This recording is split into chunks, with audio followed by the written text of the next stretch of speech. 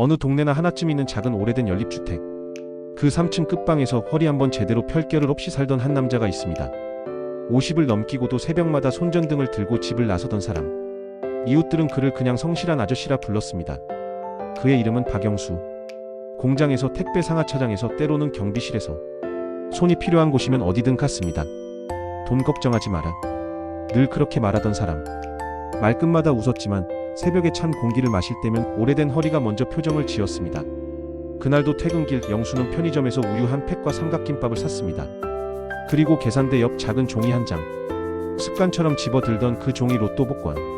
이번에도 기분 삼아 그는 스스로 중얼거리며 로또 번호를 적었습니다. 우리네 삶에는 때때로 이유 없이도 반복되는 작은 의식이 있죠. 영수에게 그 종이는 그런 것이었습니다. 그리고 며칠 뒤 그 작은 종이는 그의 삶을 뒤집어 놓았습니다. 기적적인 로또 1등. 숫자들은 의젓하게 겹쳤고 종이는 갑자기 무게를 가졌습니다. 예전 같으면 기쁨보다 먼저 걱정이 앞섰습니다. 괜히 소문나면 어쩌지? 아이들 마음 다칠까? 그리고 내가 이걸 잘 쓸 수 있을까? 그날 밤 영수는 아무 말도 하지 않았습니다. 아내에게도 아들에게도 딸에게도. 식탁에는 된장찌개와 계란말이가 올랐고 식탁 끝엔 묵묵히 앉아있는 아버지가 있었습니다. 평소처럼 많이 먹어라. 그 한마디만 남겼죠. 그는 결심했습니다. 말하지 말자. 내가 할 수 있는 것들을 조용히 하자. 다음날 아침 아내가 오래전 잃어버린 줄만 알았던 반지가 있었습니다. 낡은 금반지에 작은 흠이 있었는데 어느새 정성스럽게 수리되어 반짝이고 있었죠. 영수는 대수롭지 않게 말했습니다. 시장에 보이는 김에 맡겼어. 예쁘더라. 아내는 한참을 반지에 시선을 떼지 못했습니다. 이게 아직 이렇게 반짝일 수 있구나. 며칠 뒤 아들의 휴대전화엔 알림이 왔습니다. 학자금 대출 상환 완료. 아들은 어리둥절했습니다. 엄마 이거 뭐야? 내가 신청 안 했는데. 영수는 말했습니다. 아빠가 조금 모아둔 게 있어서. 아들은 한참을 말이 없더니 작게 아빠하고 불렀습니다.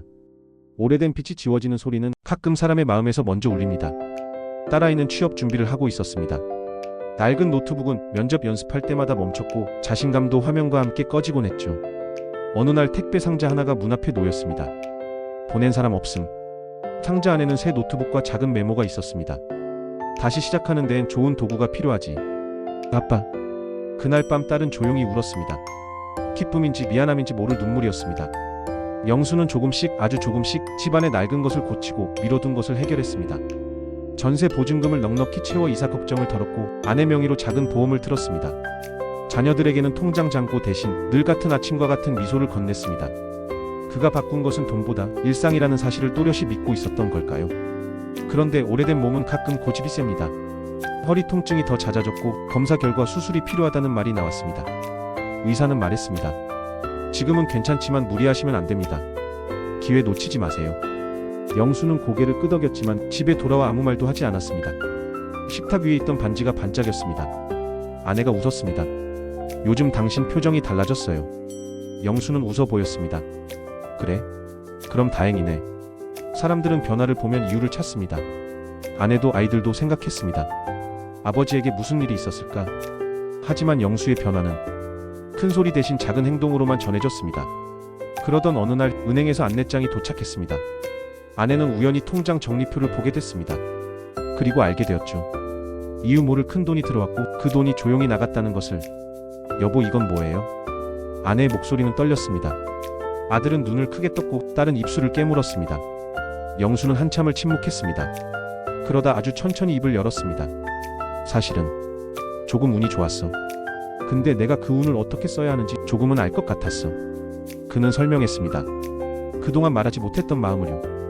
가난과 책임이 뒤엉키던 시절들, 새벽마다 나가던 이유, 웃음 뒤에 숨겨두었던 불안. 그러면서도 돈은 결국 사라지지만 바뀐 일상은 오래 남는다고 믿었던 이야기를요.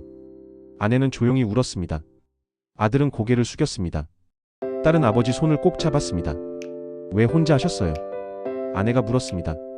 영수는 대답했습니다. 혹시 우리가 서툴러질까봐, 서로에게 욕심낼까봐. 나는 우리 집이 예전처럼 소소하고 단단하길 바랐어. 며칠 뒤 가족은 작은 여행을 떠났습니다. 멀지 않은 바닷가. 평일 오후라 해변은 한가했습니다. 파도는 크지 않았고 하늘은 마침 구름이 느리게 걷혔습니다. 아버지는 그날 처음으로 허리를 곧게 폈습니다. 의사가 말한 수술 날짜는 가족회의 끝에 잡혔고 아버지는 걱정 마라 대신 같이 가자고 말했습니다. 모래 위를 걷다가 아들은 갑자기 멈춰섰습니다. 그리고 말했습니다. 아빠, 저도 이제 제 힘으로 갚아보고 싶어요. 아빠가 보여준 것처럼요. 딸도 말했습니다.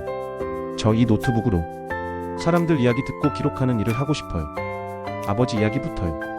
아내는 아버지의 팔을 살며시 끼었습니다. 여보, 당신 덕분에 우리가 서로를 더 잘 보게 됐어요. 우리 이제 같이 씁시다. 마음도 시간도. 영수는 멀리 수평선을 바라보았습니다. 풀리지 않는 마음속 매듭이 하나씩 풀리는 기분. 나는 운이 좋았다. 그는 그렇게 생각했습니다. 그 운은 혼자 간직하라고 주어진 게 아니라는 것도요.